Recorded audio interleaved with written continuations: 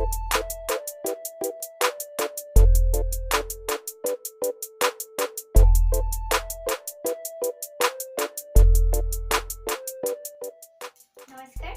Campus কিচেনলৈ আপোনালোক সকলোকে স্বাগতম।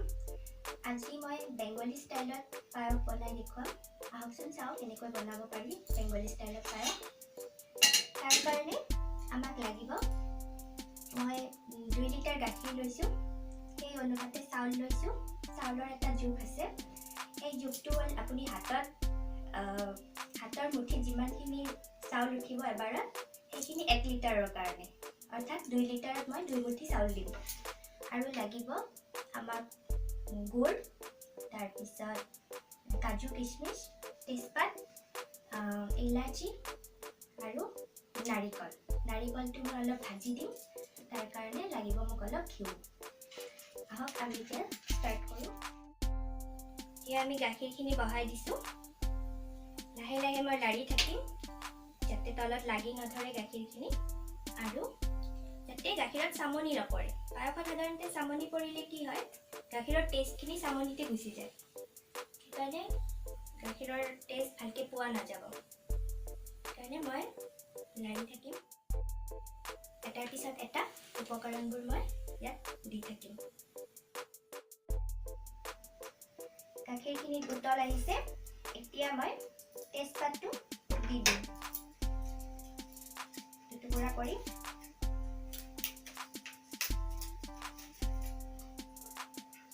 আৰু অলপ ভালকৈ উতল অহাৰ পিছত মই চাউলখিনি দি দিম।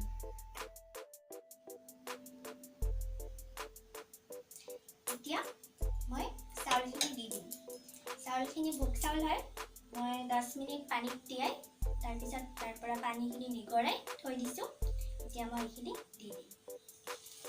লাহে লাহে মই গাখীৰত চাউলখিনি দি দিম।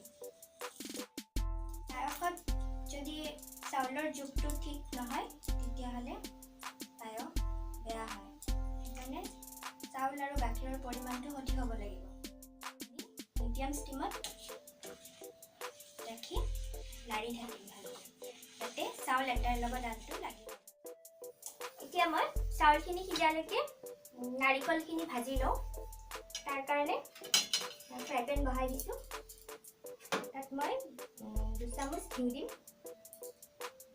ঘিউ দি কেনে ভাজিম। ঘিউটো মই ফ্লেভাৰৰ কাৰণে দিছোঁ, ধুনীয়া এটা সুগন্ধি আহিব।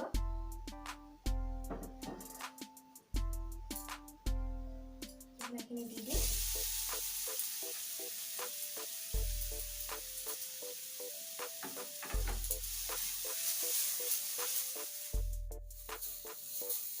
অলপ ৰঙচুৱা হোৱালৈকে মই ভাজি থাকিম নাৰিকলখিনি। আপুনি ইয়াত চেনি দিবও পাৰে, নিদিলেও হয়, কাৰণ পায়সতটো মিঠা থাকিবই। আমাৰ নাৰিকলখিনি ভাজা হৈ গ'ল, এনেকুৱা লাইটকৈ ভাজিলে হ'ব। এতিয়া আমি গেছটো বন্ধ কৰি ৰাখিছোঁ, আৰু ইফালে আমাৰ চাউলখিনিও সিজি গৈছে। এতিয়া আমি ইয়াতে গুড়খিনি দি দিব পাৰোঁ। গেছটো কমাই এতিয়া গুড়খিনি দি দিম ইয়াতে। এইটো খেজুৰ গুড় হয়, মই ইয়াতে প্ৰায় 250 গ্ৰাম গুড় লৈছোঁ। আপোনালোকে আপোনালোকৰ পৰিমাণ অনুসৰি ল'ব। গুড়খিনি একচুৱেলি ফ্লেভাৰ আৰু কালাৰৰ কাৰণে লোৱা হৈছে। মই ইয়াতে চেনিও এড কৰিম। আপোনালোকে ইচ্ছা কৰিলে সম্পূৰ্ণ গুড়েৰেও বনাব পাৰে। লাৰি থাকিম, ধুনীয়া এটা কালাৰ আহিছে।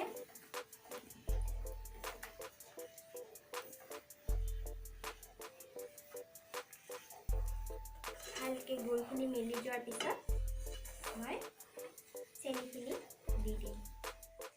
মই ইয়াতে বাকী চেনি লৈছোঁ, আপোনালোকে পৰিমাণ অনুসৰি দিব।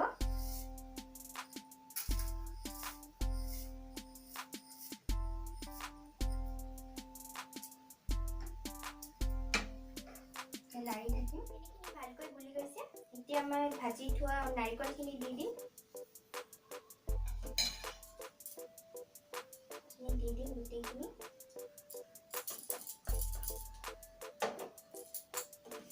আৰু লৰাই থাকিম।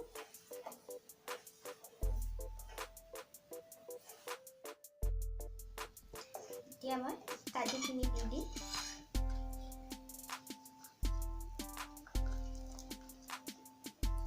আৰু কিচমিচখিনিও দি দিম। কিচমিচখিনি আগতে মই ধুই থৈছিলোঁ, কাজুখিনিও ধুই থৈছিলোঁ। এতিয়া লৰাই থাকিম। তাৰপিছত একেবাৰে লাষ্টত মই ইলাচিখিনি দি দিম।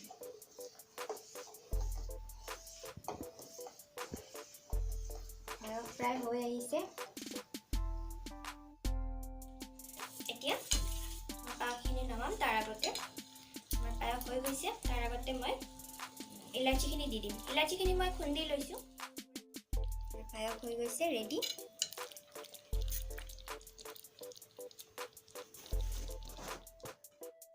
আমি পায়সখিনি অলপ পাতল থাকোঁতে নমাব লাগিব, কাৰণ ঠাণ্ডা হোৱাৰ পিছত এইটো ঘন হৈ যাব। সেইকাৰণে অলপ পাতল অৱস্থাতে নমাব লাগিব। পায়স ঠাণ্ডা কৰি খাই, আমাৰ পায়স ঠাণ্ডা কৰি খাই ভাল লাগে, সেইকাৰণে পায়স ঠাণ্ডা কৰিয়ে খাম। প্ৰিয় দৰ্শক, মোৰ ৰেচিপিটো কেনেকুৱা লাগিল আপোনালোকে কমেণ্টছ কৰি জনাব। আৰু যদি ভাল লাগিছে তেতিয়াহ'লে শ্বেয়াৰ কৰিব, লাইক কৰিব আৰু নিত্য নতুন ৰেচিপি পোৱাৰ কাৰণে মোৰ চেনেলটো ছাবস্ক্ৰাইব কৰিব।